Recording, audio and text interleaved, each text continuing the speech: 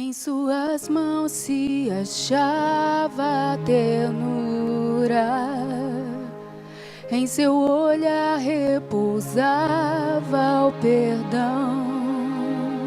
O seu olhar de amor fazia qualquer pecador se arrepender. Ele levava consigo a vida, de suas vestes brotava o poder. Veio trazer a paz, curar a dor e salvar a quem o negou. Cristo Jesus, o Filho de Deus, e o mundo não quis ouvir seu chamar. Fez o surdo ouvir e o mudo falar. Fez o morto se levantar. E quem aceitasse o seu favor herdaria o seu amor.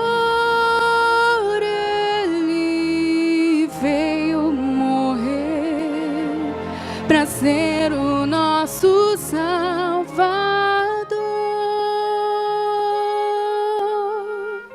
Amém.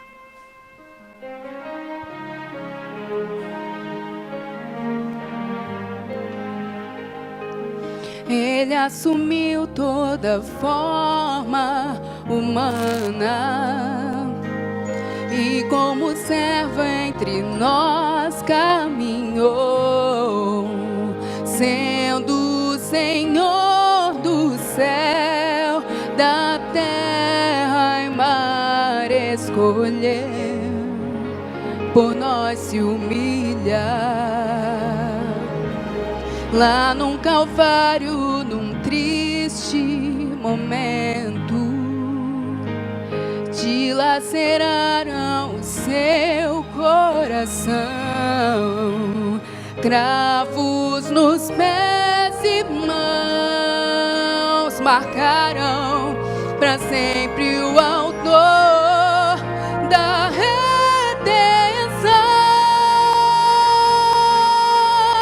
Cristo Jesus, o Filho de Deus, e o mundo não quis ouvir seu chamar. Fez o surdo ouvir e o mudo falar. Fez o morto se levantar.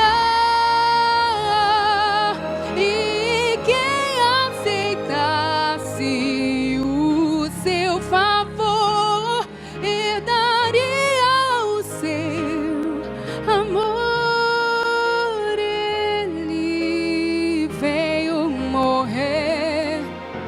Para ser o nosso Salvador.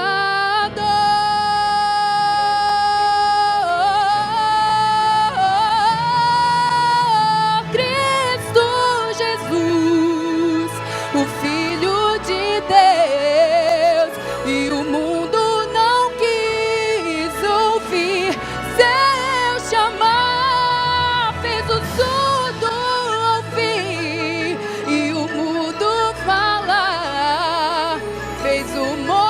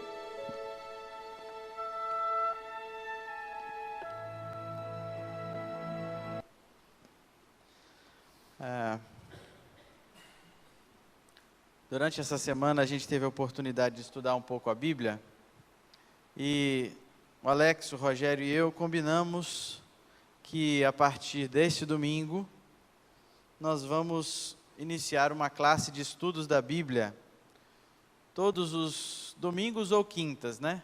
Vai depender da possibilidade, da disponibilidade daqueles que vão participar. E aí, a gente estava conversando ontem sobre a possibilidade da gente aproveitar esse culto para a gente fazer a primeira aula da classe. Hoje nós vamos poder estudar a primeira lição do estudo, que vai ser a classe bíblica que você, se quiser, vai poder participar. Nós queremos pedir, o Alex vai entrar em contato, mas se você quiser entrar em contato com ele é melhor, para você poder se ver que dia que é melhor para você e tudo para combinar. E a ideia é que a gente tenha essa classe durante um período pelo menos de 3 meses, para a gente cumprir um estudo bíblico. A gente terminar um estudo da Bíblia completo. E hoje, o tema que eu decidi estudar com vocês é o primeiro, que fala sobre a palavra de Deus. Uma carta de amor. E eu queria pedir ajuda para que o irmão Gonçalves pudesse ajudar, porque um estudo que a gente faz da Bíblia não pode ser igual a um sermão.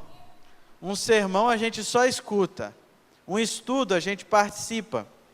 E aí você vai estar recebendo agora um papelzinho que tem algumas perguntas, que tem algumas passagens da Bíblia, e durante a mensagem, enquanto eu estiver falando, a gente vai procurar uma passagem, vai procurar uma outra.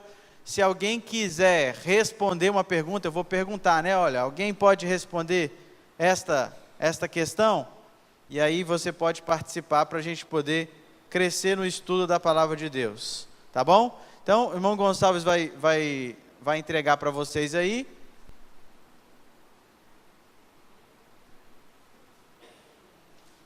E à medida que a gente for seguindo, vocês podem ir preenchendo. A maioria já recebeu? Muito bem. Quem aqui foi da época que namorar era com cartinha? Deixa eu ver a mão. Quantos têm cartinhas guardadas em casa ainda? Eu tenho uma caixa de sapato lá em casa, abarrotada, que está até estufando assim.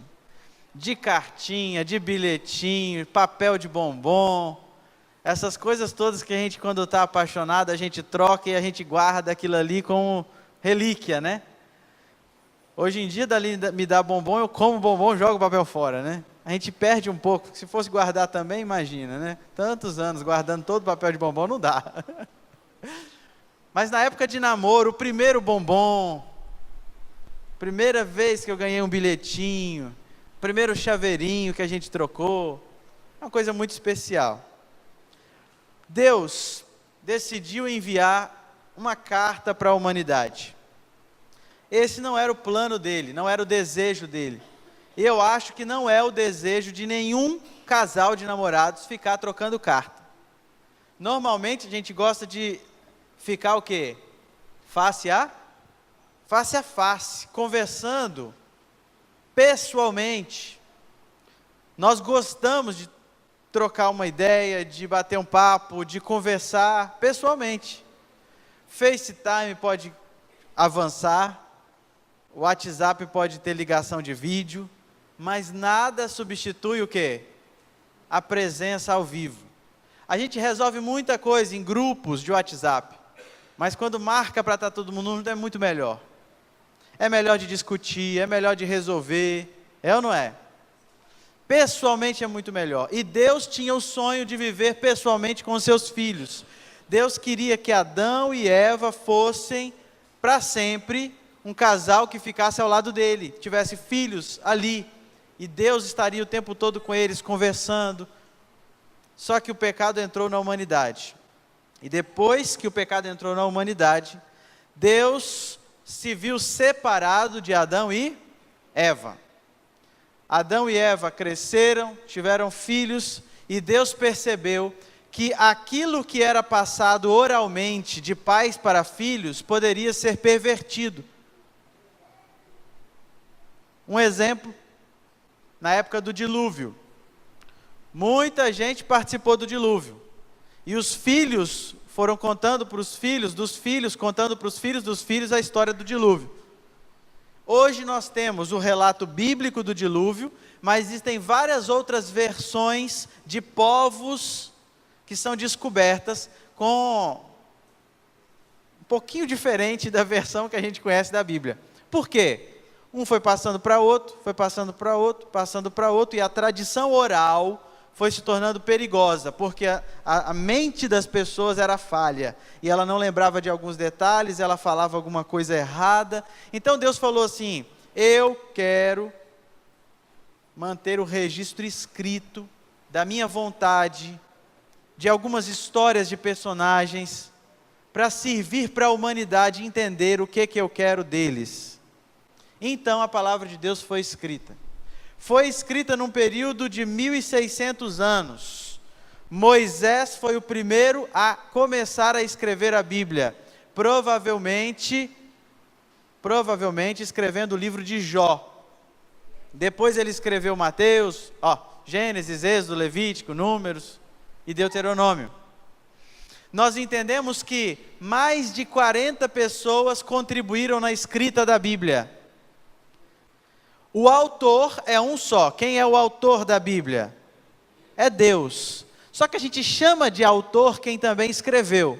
Então a gente chama de autor 40 pessoas diferentes. Por exemplo, quem foi que escreveu o livro de Filipenses? O apóstolo Paulo. Quem foi que escreveu o livro de... agora essa é muito difícil, melhor não. Mas vou tentar. Hebreus. Existe uma séria discussão em torno disso, porque ele não é autorado, não é assinado. Não fala, o livro não fala que é Paulo, né? Então existe uma discussão muito grande, né? Se foram vários, se foi um sermão de Paulo que foi escrito por algum secretário dele. Muita coisa a gente não sabe, muita coisa a gente sabe. Tem alguns livros que está lá, Paulo, de próprio punho, escrevo. Aí é incontestável. As características da escrita, tudo isso é usado. Por isso tem tantos estudiosos. E são mais ou menos, então, 40 autores diferentes que a Bíblia tem. O último autor da Bíblia provavelmente foi João, não escrevendo o livro de Apocalipse, mas escrevendo o Evangelho de João. Uma outra curiosidade interessante: quem mais escreveu no Antigo Testamento foi... Antigo Testamento. Moisés. Quem mais escreveu no Novo Testamento? Paulo. Muito bem. Isso aqui é uma coisa interessante, porque às vezes a gente ouve alguém falando assim: Deus pode usar todo mundo, a gente não precisa estudar não, a gente não precisa buscar estudar, aprender, porque Deus usou pescadores como Pedro, Deus usou pescadores como João. Ok, é verdade que Ele usou pescadores e Ele usa todo mundo. Mas quando a gente se prepara, quando a gente estuda, quando a gente cresce no conhecimento, Deus pode usar muito mais. Moisés foi um homem estudado na corte egípcia, e ele teve a oportunidade de contribuir muito com a palavra de Deus. O apóstolo Paulo também foi um homem muito estudado, e pôde contribuir também muito. Então, quanto mais a gente cresce, quanto mais a gente estuda, a gente se prepara intelectualmente, mais a gente tem a contribuir para Deus. Por isso, nós somos incentivados por Deus a crescer. Em que línguas a Bíblia foi escrita? Vocês estão por dentro mesmo, hein? Praticamente 3 línguas. O Antigo Testamento foi escrito em hebraico e alguns trechos bem pequenos em aramaico. O Novo Testamento foi escrito em grego. Aqui tem um trecho do Antigo Testamento, de Gênesis capítulo 1, verso 1. E eu pedi o Luizão para ser o guarda-costa aqui da nossa Bíblia. Essa Bíblia aqui, eu vou deixar aqui na mão do Luizão depois no final. Se você quiser dar uma olhada, você pode ver. Luizão, mostra pra gente onde é que está essa passagem aí de Gênesis capítulo 1. Já começou errando. Ah, já pegou, muito bem. A Bíblia hebraica, ela começa ao contrário. E faz todo sentido, né? Porque quando você pega um livro, você primeiro folheia como? Você vai no final e faz assim, né? Eles vão folheando assim. E aqui, Bereshit, Bara, Elohim. Tá aqui, só que você ainda está nas abreviações ainda. Aqui está aí, ó. Muito bem. Gênesis capítulo 1, verso 1, que fala, no princípio criou Deus os céus e a terra, não é isso?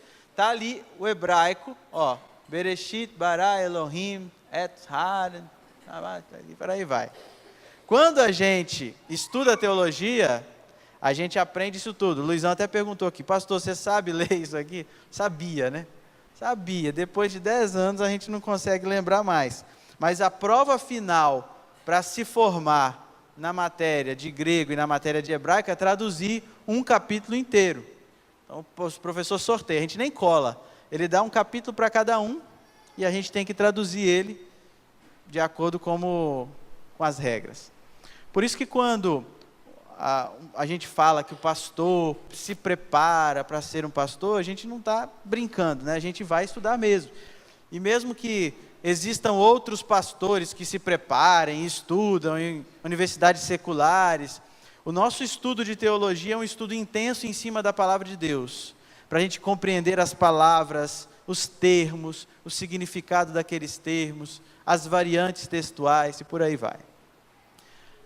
O Novo Testamento foi escrito em grego, e ali você tem uma parte escrita deixa eu ver de onde que está, João capítulo 1, no princípio era o verbo, e o verbo estava com Deus, e o verbo era Deus, e por aí vai. Quais eram os materiais usados para a escrita da Bíblia? Como foram mais de 1000 anos de escrita, variou. Primeiro se usava o papiro, que era uma planta, que era macetada, e aí tinha uma fibra, essa fibra era entrelaçada, eles botavam no sol, secava, batia, lixava, até ficar bem lisinho, e aí tinha condição de escrever. Depois, com o passar do tempo, eles perceberam que o pergaminho, que era a pele do animal, seria um material melhor, e aí eles começaram a usar em rolos assim, o que tornava muito difícil manusear a Bíblia, mas era a opção que eles tinham na época, né? Qual é a origem e o propósito da Bíblia? E aí a gente vai para o papel que vocês têm na mão. Qual é o propósito e para que a Bíblia foi escrita? A passagem bíblica de 2 Timóteo, capítulo 3,16, responde. E eu não coloquei a passagem aqui na tela, porque eu gostaria que você usasse a sua Bíblia e encontrasse a passagem, para que a gente pudesse entender a palavra de Deus direto na fonte.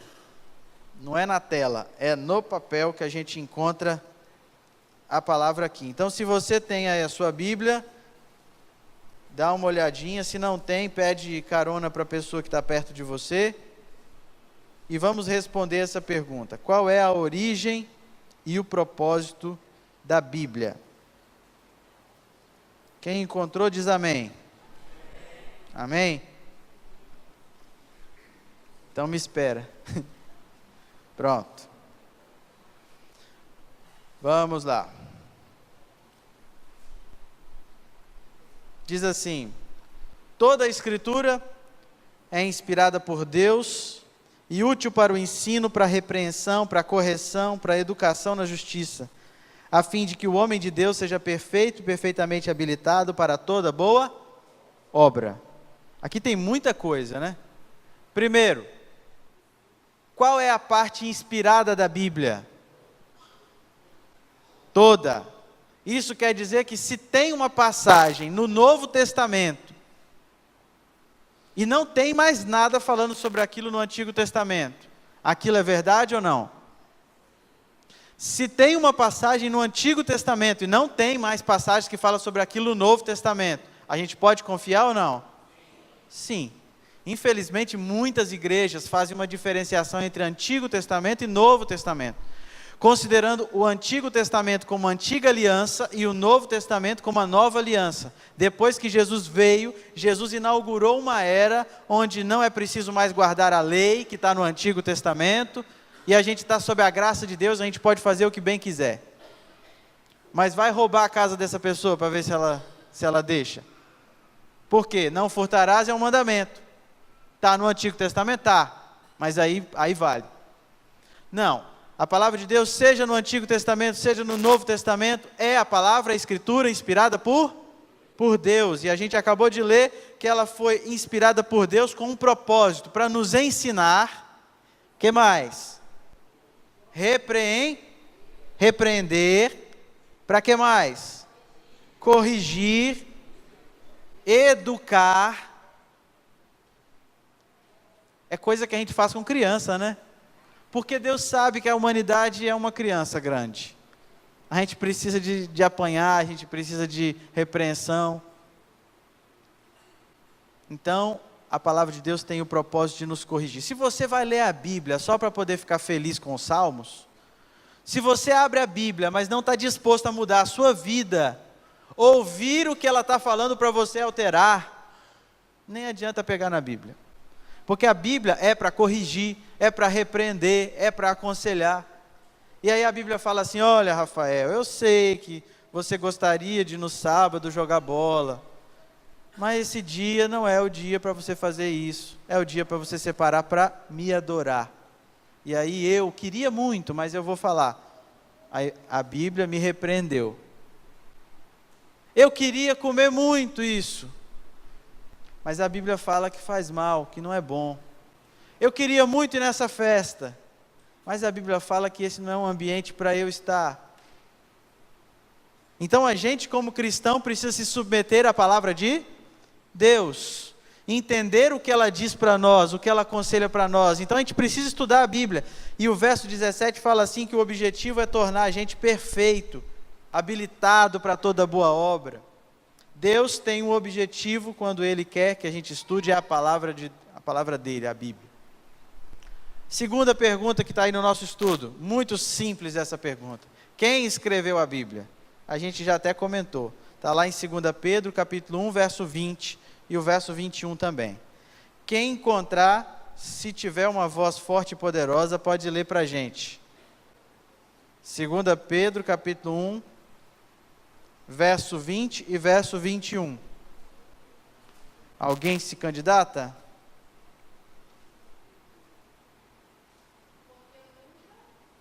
É isso mesmo. Profecia foi dada por vontade humana.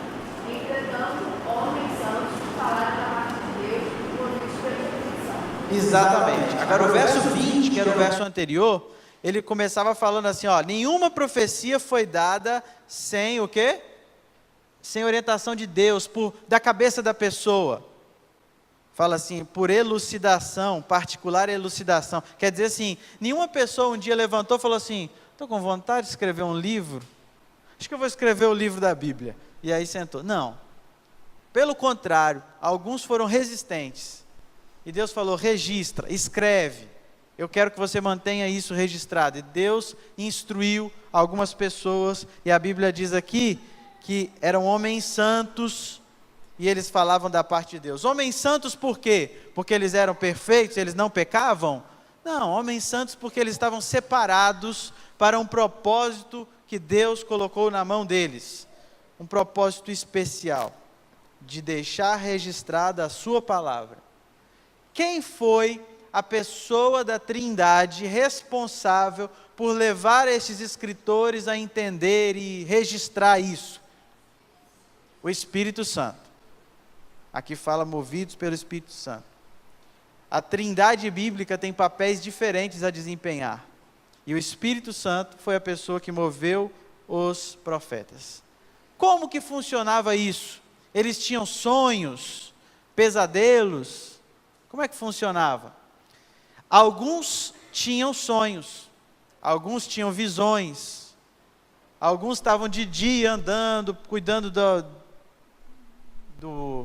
dos cordeirinhos, De repente parava, olhava alguma coisa no céu, como se fosse uma tela de cinema, e começava a enxergar. Depois de ver aquilo, ia para casa e escrevia.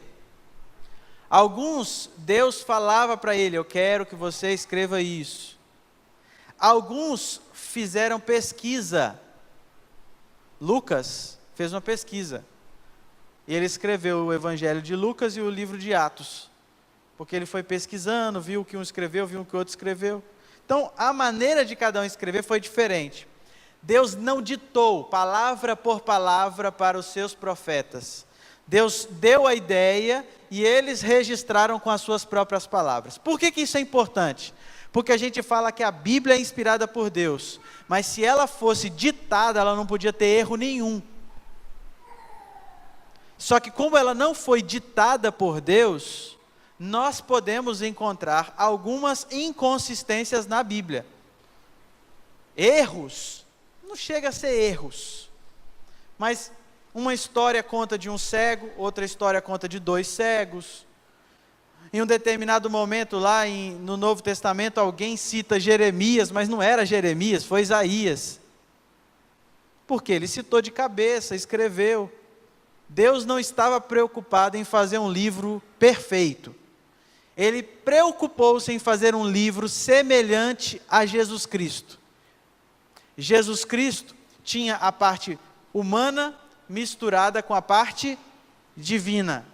A palavra de Deus também tem a parte humana misturada com a parte divina. Por isso João fala: no princípio era o verbo, a palavra estava com Deus. Jesus é a palavra encarnada, é a Bíblia em carne. Então a palavra e Jesus têm semelhanças, porque eles são de origem divina, mas também têm elementos humanos. Jesus se cansava, Jesus suava, tinha fome, ficava triste, porque ele era humano. Então, essas duas partes funcionam juntos. Agora, tem uma parte da Bíblia, e na pergunta próxima de vocês aí do guia, tem uma parte da Bíblia que não foi ninguém que escreveu, essa foi escrita pelo próprio Deus. Qual é essa parte da Bíblia?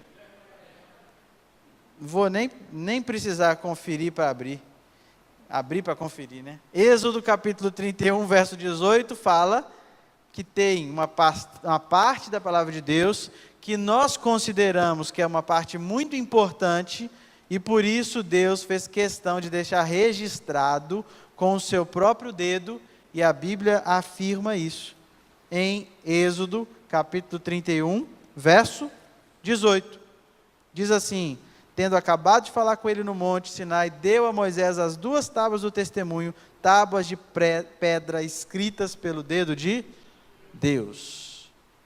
Então os mandamentos de Deus foram ipsiliteri, citados por Deus, escritos pelo próprio Deus. Próxima pergunta: como a Bíblia deve ser estudada? E essa é uma das perguntas mais importantes, porque se a gente quer aprender a palavra de Deus, a gente precisa entender como estudar a palavra de Deus. E existe uma passagem da Bíblia, que está em Isaías capítulo 28, verso 10, que contém um princípio. Esta passagem da Bíblia, ela não está falando a respeito de como a gente deve estudar a Bíblia, não. Mas ela menciona que Jerusalém tinha algumas pessoas que ensinavam a Bíblia preceito por preceito, regra sobre regra, um pouco aqui, um pouco ali. O contexto é de reprovação a essas pessoas que ficavam ensinando um pouquinho ali, mas não praticavam. Só que a ideia que está contida nesse verso, ela ainda é válida para a gente. Por quê? A Bíblia não é uma enciclopédia. Capítulo 1, Deus. Capítulo 2, criação. Capítulo 3, volta de Jesus. Não é assim que funciona a Bíblia. Por isso a gente precisa estudar lendo um verso ali, depois lendo um verso aonde? Em outra passagem. Por isso exige um pouquinho mais da gente, de esforço. Mas cada leitura dessa precisa ser considerado o seu contexto. Hoje nós temos muitas igrejas e muitas pessoas diferentes, pensando coisas diferentes por causa que não respeitam o contexto. Pega um verso aqui, sem ler o que está antes, sem ler o que está depois, e acaba concluindo, tirando conclusão precipitada a respeito de alguma coisa. A Bíblia fala que a gente não pode estudar sem desconsiderar o quê? O contexto. Por isso o ideal é que a gente pegue a Bíblia e estude todo dia. Todo dia você estuda um pouquinho, estuda um trecho, estuda Se você ficar sozinho no meio do mato com a Bíblia, você vai aprender muito. Porque só a Bíblia é suficiente para fazer a gente entender.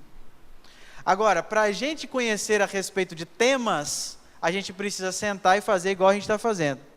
A gente está fazendo um estudo sobre o quê? Bíblia. Timóteo falou de Bíblia, Êxodo falou de Bíblia, Isaías, e a gente vai ler outras passagens, Lucas, fala de Bíblia, então a gente sai pegando um pouquinho ali, para a gente entender tudo que a Bíblia nos instrui a respeito disso.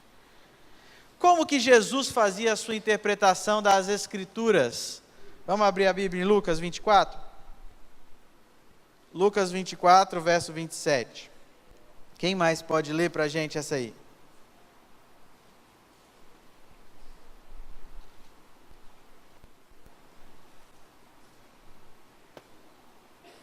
Quem se candidata?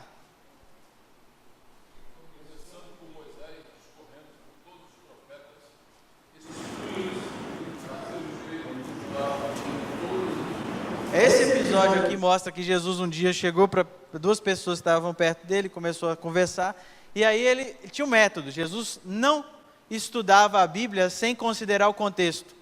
Jesus pegou de Moisés, começou a contar a história, começou a contar de todos os profetas, até chegar no momento em que eles estavam vivendo.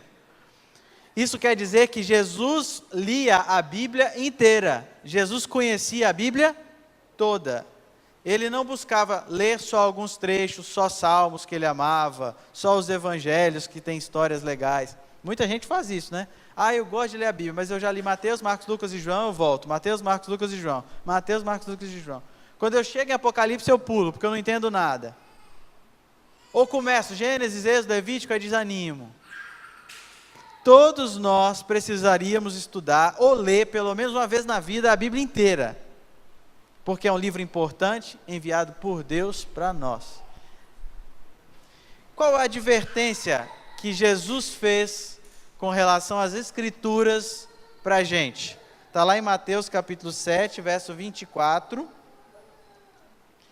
E também Mateus capítulo 15.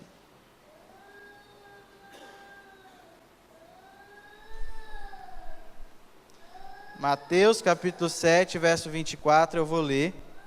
Diz assim: todo aquele, pois, que ouve essas minhas palavras e as pratica, será comparado a um homem prudente, que edificou a sua casa sobre a rocha.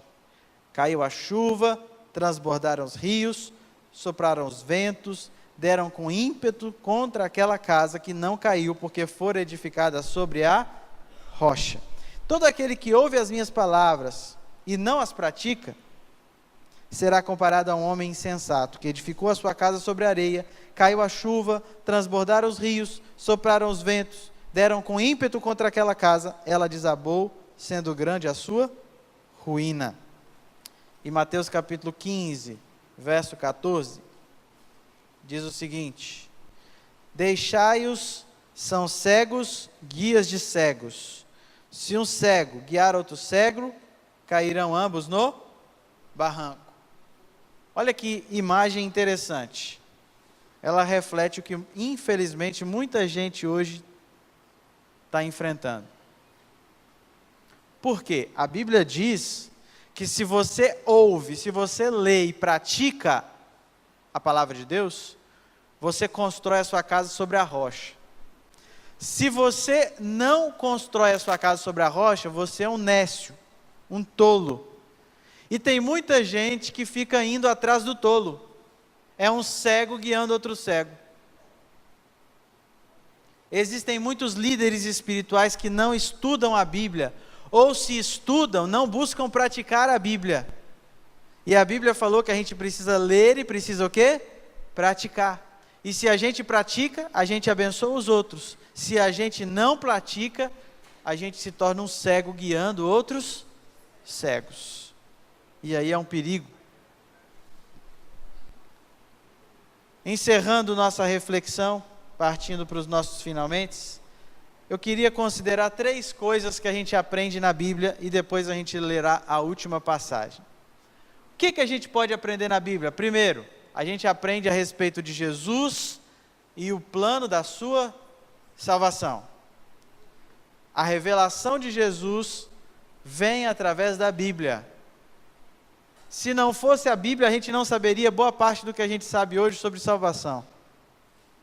Por isso, nós precisamos entender a Bíblia para a gente poder entender o plano da salvação. Segundo objetivo, a gente estuda a Bíblia porque a gente encontra felicidade. Existem conselhos na Bíblia que são úteis para todos os tempos, em todas as eras. Vou dar um exemplo. Quando eu era pastor lá em Montes Claros, teve uma ocasião que o pessoal estava começando a entrar em em Nova Lima. Quando eu era pastor em Nova Lima, tinha um pessoal que estava começando a entrar num programa de pirâmide. E era um programa sensacional, que você colocava R$5 e no outro mês tinha 5, colocava R$5, no outro mês tinha 100, tinha 2.000, tinha 3.000, o negócio era assim, fora do normal. Você não precisava comprar produto nenhum, você não precisava fazer nada, o negócio multiplicava. Uma coisa... Aí todo mundo perguntando, vamos, entra. E aí um começou a desconfiar, o outro desconfiando, o outro confiou. Aí um comprou, deu certo, 2.000, 3.000. Coloquei 2.000, estou com 20.000. Esse negócio não vai dar certo, hein? O outro pegou 5.000 emprestado, colocou lá, na outra semana tinha 10.000. Aí ele botou esses 10.000 para esperar na outra semana ter 20.000. E o negócio foi tomando rumo. E eu ouvi uma pessoa falando assim: eu vendi o meu caminhão e eu estou colocando nesse negócio. E aí, quando começou a crescer, muita gente começou a perguntar: pastor, o que você acha desse negócio? O que você acha? Eu falei assim: pode ser uma coisa muito boa, é novidade, ninguém está sabendo. Há 10 anos atrás isso era novidade. Mas, em Provérbios tem uma passagem da palavra de Deus que diz que o dinheiro que vem fácil, vai fácil. Que é com o suor do nosso rosto que a gente conquista. Então a gente tem que desconfiar um pouco de algumas coisas assim que são muito vantajosas. Tem coisa que realmente é um negócio bom, às vezes aparece oportunidade para a gente. Mas a gente tem que desconfiar do dinheiro que vem muito fácil, muito fácil. Infelizmente, passou algumas semanas e o negócio quebrou. O responsável pelo negócio, ele botava o dinheiro de todo mundo na bolsa de valores. E aí, rendia, ele pagava todo mundo. Aí depois ele botava de novo, rendia, ele dava para todo mundo. Aí um dia ele apostou errado. E aí não deu para dar para todo mundo. Aí ele pegou emprestado de uns que estavam entrando e deu para os que estavam antigos. Os novos ficaram sem, mas falaram: não, semana que vem vai dar. E aí tirou de um, botou para outro, botou para um, botou para outro e ficou ali enrolando. Um dia ele fez a mala com o que restou e sumiu no mundo, ninguém sabia, ninguém encontrava e acabou. Então a Bíblia traz para a gente conselhos para a nossa felicidade. O livro de Provérbios é cheio de conselhos. A Bíblia tem muita instrução sobre diferentes assuntos para que a gente possa aprender e ser feliz. Terceira e última razão pela qual a gente estuda a Bíblia. Porque na Bíblia a gente aprende os mistérios do mundo sobrenatural. Tem coisas que a gente não faz ideia que acontece, que vão acontecer, que já aconteceram. Coisas invisíveis. E a gente precisa estudar a palavra de Deus para a gente poder entender. E agora eu quero convidar você a abrir a Bíblia em Atos, capítulo 17, verso 11, para a gente ler a última passagem. O Mateus já está nervoso, já quer dormir. A gente começa a medir se está falando demais quando... Normalmente eu não venho com eles, vocês estão vendo por quê, né? Da hora de dormir à noite, tadinho, ele fica assim. Mas é bom ter de vez em quando eles aqui, então a gente faz uma forcinha às vezes para trazer. Atos capítulo 17, verso 11, tem um elogio da palavra de Deus para um grupo de pessoas. Aqui fala assim: ora, estes de Bereia eram mais nobres que os de Tessalônica, pois receberam a palavra com toda a avidez, examinando as Escrituras todos os dias, para ver se as coisas eram de fato assim. Você conhece o livro de Bereia? O livro aos Bereanos? Não tem na Bíblia, né? Tem aos Tessalonicenses? Tem. De Bereano não tem. Parece que os apóstolos não escreveram. Ou se escreveram, não ficou registrado. Não tem um livro, né? Aos Bereanos gostaria de falar. Não tem na Bíblia. Tem a Tessalônica. E aqui é uma comparação interessante. Os de Tessalônica, a gente conhece hoje melhor, mas eles não são muito bons exemplos. Eles não eram tão nobres quanto os de Bereia. Porque os de Tessalônica, eles não estudavam direito as palavras que eram enviadas para eles. Os bereanos, eles estudavam. Eles examinavam a palavra de Deus. E examinavam quando? De quanto em quanto tempo? Toda semana? Eles iam na igreja e abriam a Bíblia na igreja, na hora do culto? Eles examinavam quando? Todos os dias, para ver se as coisas eram de fato daquele jeito. E aqui está um exemplo para a gente. Se você quer ser um bereano, se você quer ser um nobre, se você quer ter sabedoria, se você quer crescer na sua vida espiritual, você precisa separar tempo todos os dias para aprender da palavra de Deus.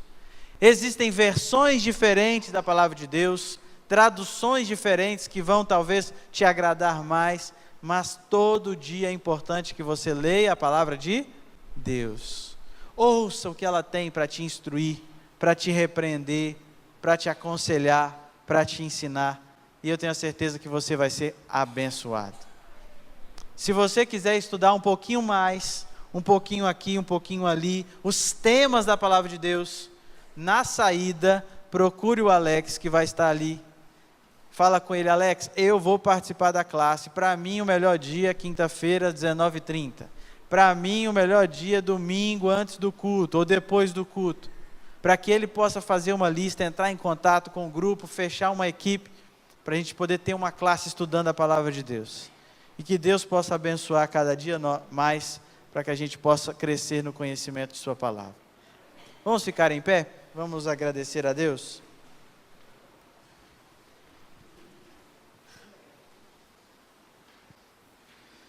Querido Deus, obrigado por sua palavra. Obrigado porque a Bíblia fala ao nosso coração a tua vontade. A gente sabe que não é uma enciclopédia que esclarece todos os mistérios do universo, mas ela fala aquilo que é importante para a nossa salvação, para a gente poder crescer, ser feliz aqui na terra. E por isso nós pedimos que o Senhor nos ajude, lembrando, para que a gente estude todos os dias a tua palavra.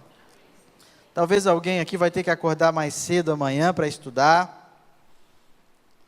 De manhã a gente está com a cabeça mais fresca. Que o Senhor acorde essa pessoa. Faça com que ela estude a tua palavra e entenda. Abençoe essa classe que a gente vai começar, de estudo da Bíblia. Que a gente tenha pessoas sinceras que queiram aprender a tua vontade e possam crescer no conhecimento. Que a gente possa não apenas saber a tua vontade, mas praticar. Que a gente seja sábio, que a gente seja nobre como o pessoal de Bereia. Nós pedimos isso em nome de Jesus. Amém.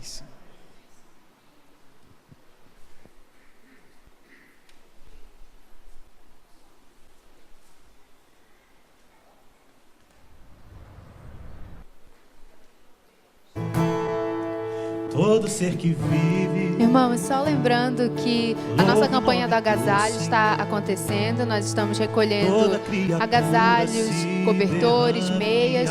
Tem uma caixa lá embaixo. Então, na quarta-feira, se você tiver esses itens, pode trazer. E a gente ainda vai ficar mais ou menos um mês com essa campanha. Você pode pegar com seus familiares e amigos também. Obrigada. Comparado ao grande eu sou. E